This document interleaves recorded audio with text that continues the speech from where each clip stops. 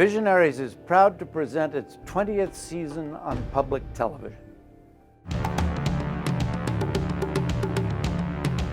Sometimes you read the paper and watch the news, and it seems like there's more bad news than good in the world.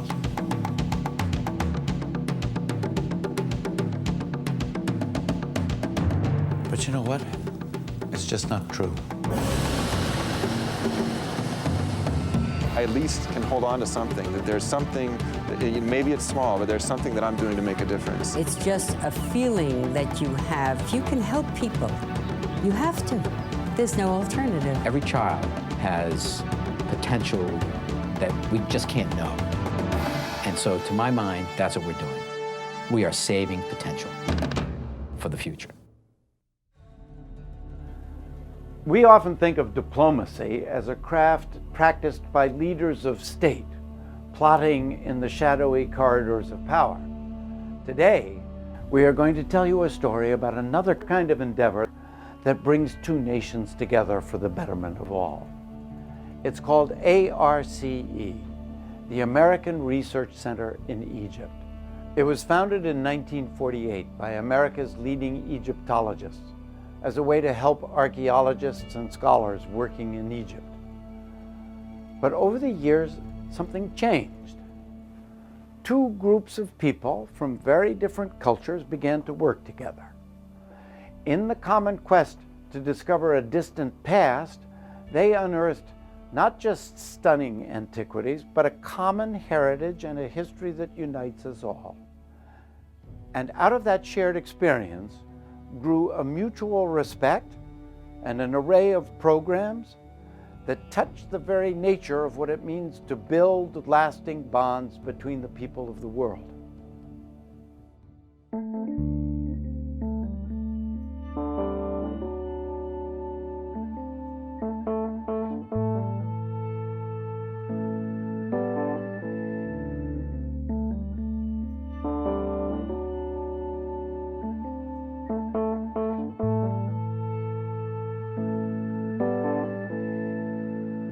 And I know ecstasy makes you feel like a newborn queen.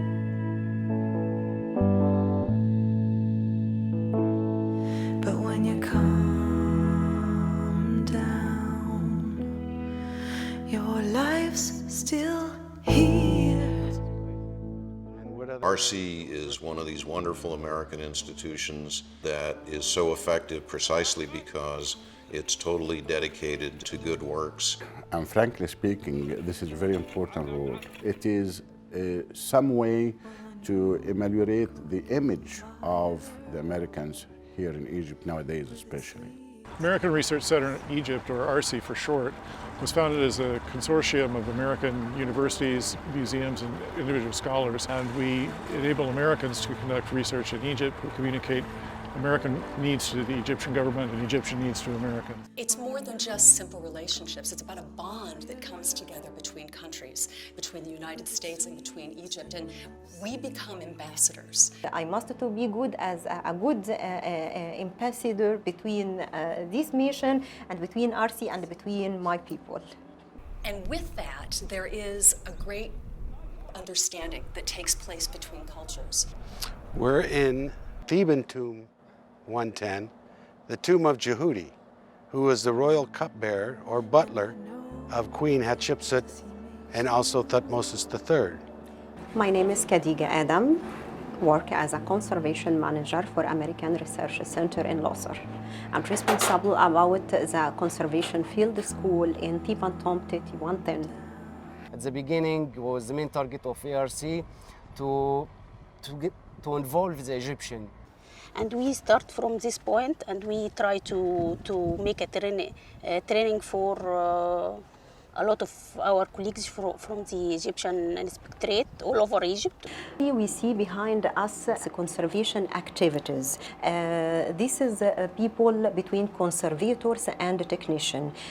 We are in ARCE try to create a complete methodology to give them huge information and complete information about how to be as a good conservator. I started my career in Aswan and Edfu. I started to work with the people who belong to the ARCE. I really owe them a lot, how to dig, how to record, to make a diary. All of my experience I started to learn through my working with American Research Center. I think it's absolutely essential that scholars working in Egypt today engage in collaborations with our Egyptian colleagues. I think there's no way that we're going to be able to understand, for instance, the landscape as well as people who live in it. I could remember when we start as a student in some field school, and we are hiring up in the stage until we are coming like a supervisor for training. It's really, you could feel that a lot of window could open in front of you. And I remember the first field school was 80% and 20% is Egyptian.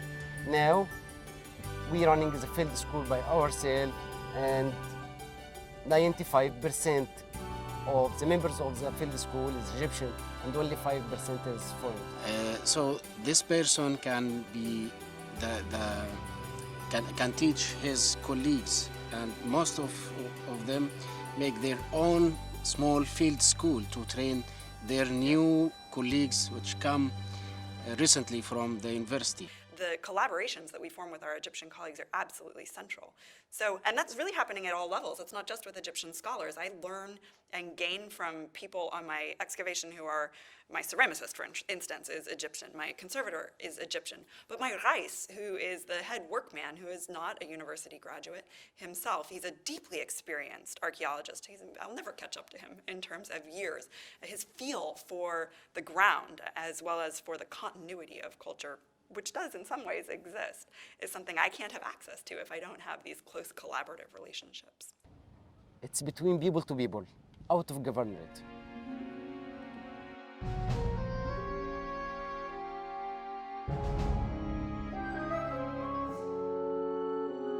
This is the tomb of Menna, Theban tomb number 69, discovered in the 1880s by Gaston Maspero, one of the great pioneer Egyptologists of the early years. And when I first saw the tomb of Menna, it was maybe about 20 years ago.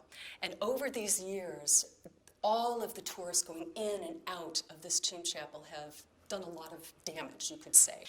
And what we did is we started on a state-of-the-art protocol of non-invasive analysis.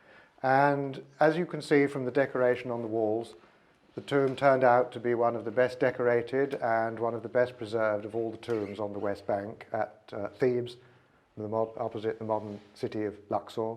All of this was done without harming the decoration. All of it was done without any damage. Menna was actually an overseer of the fields. Now that sounds pretty pedestrian, but it really wasn't, because when you think about in ancient Egypt, grain was money. And the scene on the wall shows Menna supervising agricultural activities as he would have done during his life. Part of working in the tomb chapel of Menna was to make it relevant for visitors. The temptation when, as a modern contemporary person, you walk into a place like this, which is over 3,000 years old, is to get drawn into the history of the place. But the most important thing to realize is that this is a contemporary monument. All these pharaonic tombs, temples, and so on exist now. When you calm down, your life's still here. This is all about improving understanding and ties between people, helping also the millions of Egyptians who depend on tourism for their livelihood. All these workers represent an ingenious project thought up by USAID to bridge the gap where there's no tourists and these folks don't have any work. So we're improving the site for tourists, hoping that they will come back, and at the same time we're providing temporary jobs. And many people happy, more 400 people working here, very happy work. We also pick one individual per family. We've tried to be careful about that. so that it affects more people. Many flat for many family here, work and start here. People very happy. The job creation program, in fact, had a multiplier effect because not only were we employing workmen to undertake the tasks, but these workmen were also in turn paying people who were selling food or bringing liquid for them to drink. The single entrepreneur has benefited by coming here to serve breakfast in the morning. So it's really quite an economic impact. This puts the ancient Egyptians who made this into our modern contemporary world. And it's a point of access between the craftsman who created this tomb, Menna himself, who is depicted on the wall, and finally the finished result, which is to present this ancient structure in a modern contemporary way to present-day visitors, which in ancient Egyptian terms is what this structure was about, where you visited the ancestors, you remembered them, and you brought them into your own life in a relationship with these people who lived long ago.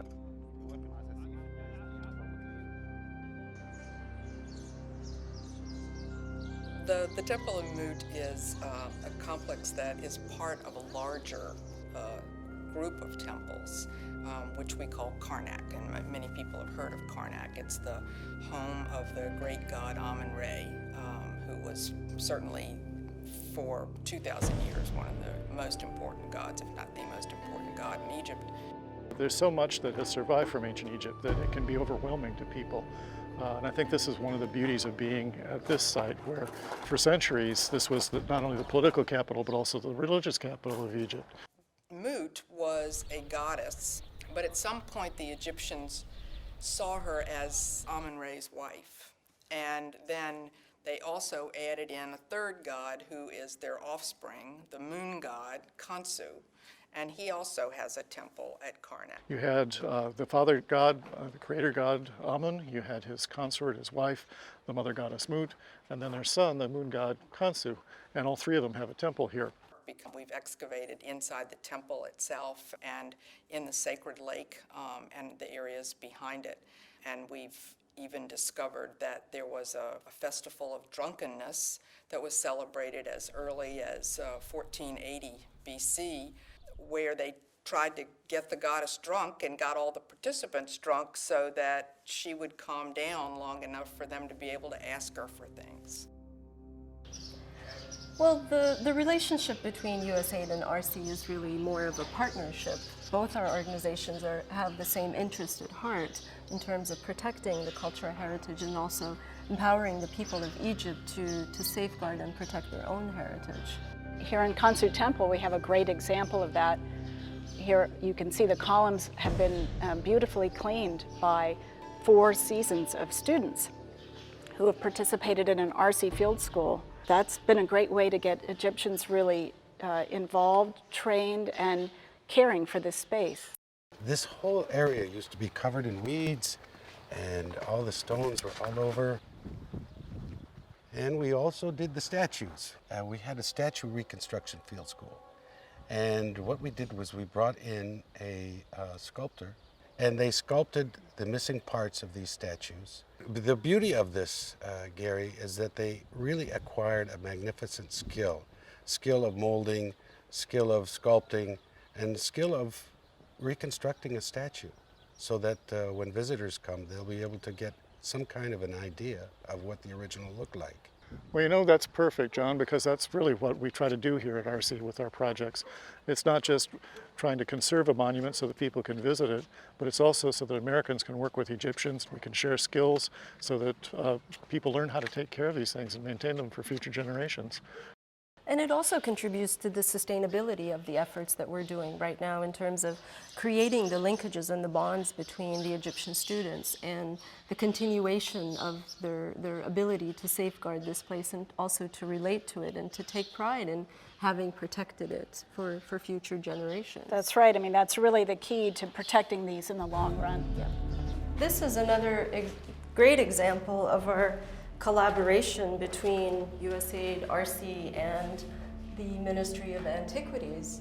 You know, I've seen photos of this chapel, but it's really wonderful seeing it in person, and it having cleaned it like this makes it so much more comprehensible for visitors.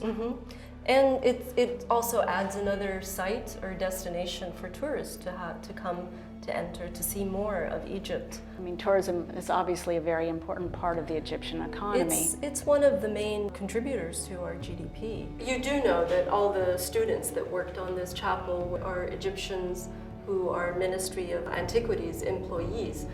Some of them, this was their first hands-on experience to actually work on the walls. These field schools provide wonderful opportunities for them to do their job better and to learn at the same time.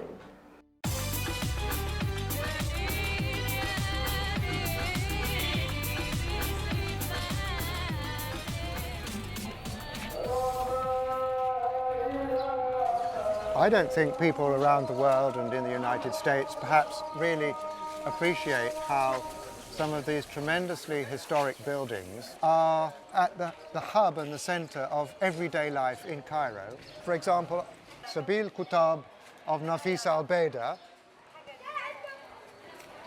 which was one of the first projects that ARCE did, if you remember. Yeah, do you remember when exactly did it during the late 1990s. Late 90s. And a Sabil is a public water dispensary, and rulers who had the resources to endow such a property regarded dispensing of water to the public as a really important pious and charitable act. And this one was constructed by Nafisa al-Beda just inside the gateway, the Bab Zuela, which had been standing here since the 11th century.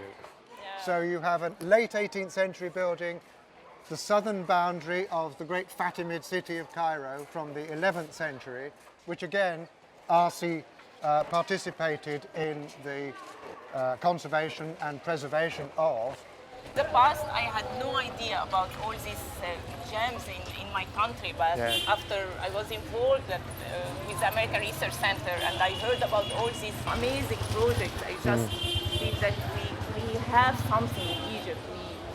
We own very important stuff in Egypt that we need to keep. Yes, I think what you're saying emphasizes something that I feel now very strongly.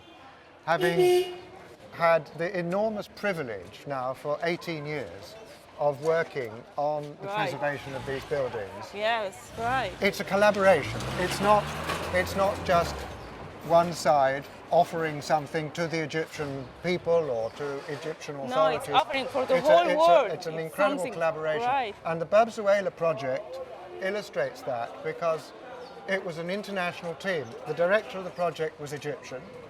The funding came from the United States Agency for International Development with British, French, Italian, German, Armenian, bringing together international expertise and international experience in one of the most important historic monuments in the world, which happens to be in Cairo. As diplomats like me come and go, and other officials and administrations come and go, and governments in Egypt come and go, but these kinds of personal relationships and professional partnerships continue over the decades, and that makes a tremendous contribution. Apart from the political relationship, which is not so good now, but there is a good image of the United States through the role played by the American Research Center here. Where we're crossing to now and approaching the Sabil of Farag ibn Baku, this tradition of dispensing water to the public and to animals as a pious and charitable act is something that represents a cultural continuity over a very long period. As we approach the entrance to the Zawiya Farag ibn Baku, you can see the window grill there where the water was dispensed from, and this room here is the room which is the Sabil of the structure. But the water was brought here during the summer season of the high flood season of the Nile and stored in underground cisterns, and then was brought up and came out through the holes in the archway there, ran down this decorated panel, which is called a Sel Sabil, and then into a tank in this room, from which it was then dispensed in cups to the public and their animals through the grills of the window.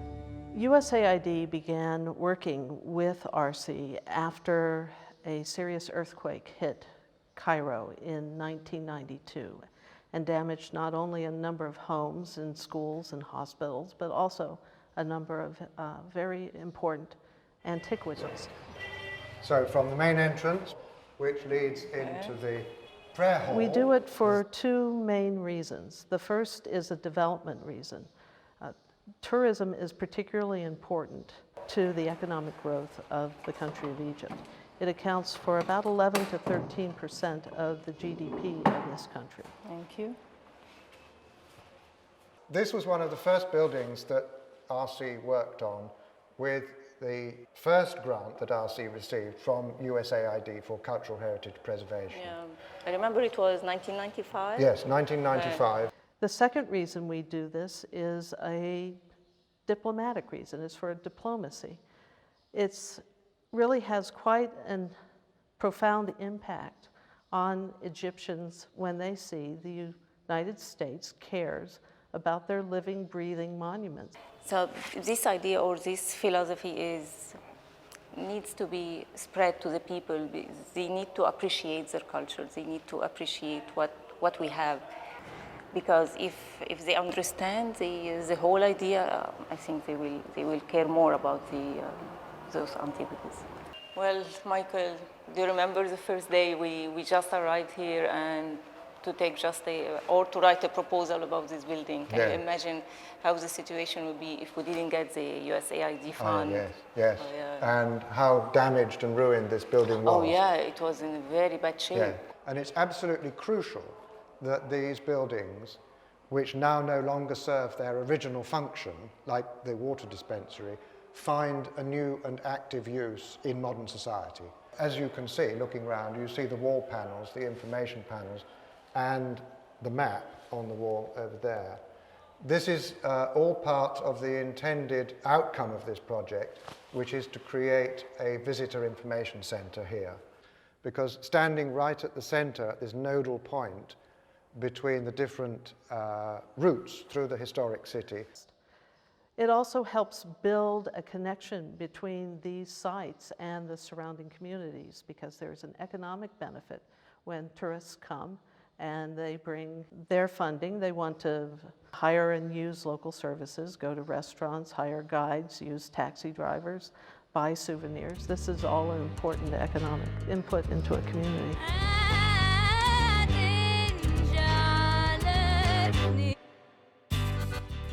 The American Research Center in Egypt is carrying out archaeological and Egyptological research projects and also running an extremely important academic fellowship program.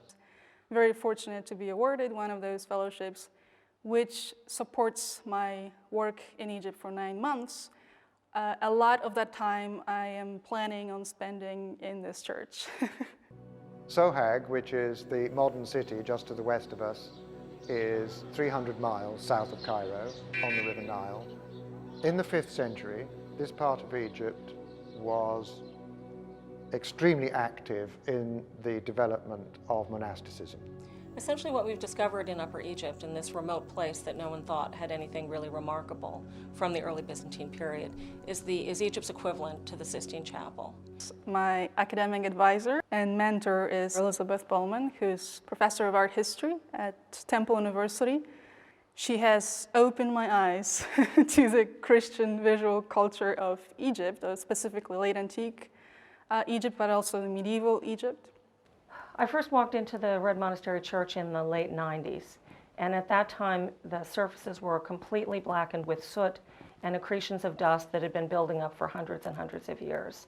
I remember coming here and walking in here and seeing this gloom, this blackness. No one outside of a small handful of specialists had any idea that the monument existed. And I'd had the great privilege of working on a previous conservation project at the Monastery of St. Anthony in Egypt, and I knew what miracles really top-notch conservators could do.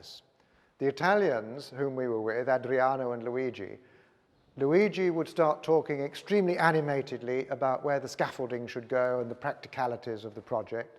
Adriano stood here and talked about what it would look like when it was finished. So when we started the project, they gradually, bit by bit, removed all of these layers, multiple layers of dirt and dust, very, very carefully, very meticulously, never damaging the painting in any way. And they revealed glorious, glorious images.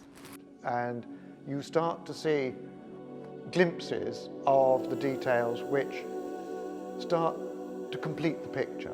And all those rather shady outlines that were visible at the beginning all start to be put into the design that the original artists conceived.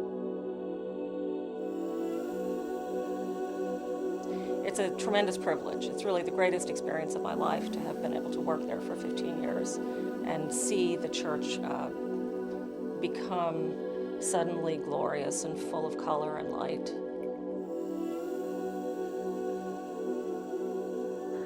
And this particular church shows a type and style of painting that was unknown until this was uncovered.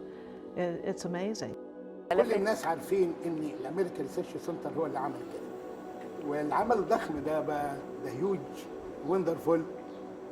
كان it is possible, not possible, so difficult for the monastery to make this subject. Revealing the details of these paintings, and especially sitting on the scaffolding as the conservators are cleaning off the dirt and watching things appear which have not been seen for centuries and centuries, is an extremely emotional moment. And it's a story of two groups of craftsmen, skilled craftsmen, the original craftsmen who created it and the modern craftsmen who are cleaning it and presenting it to us now. They embody the best of the human spirit, the creative spirit, both in the past, the people who made the monuments, and also in the present with the people who conserve and also study the monuments. I think that ARCE's work here not only changes lives, it strengthens the social fabric of this country. It reconnects Egypt's people with their heritage and makes it real, living and breathing.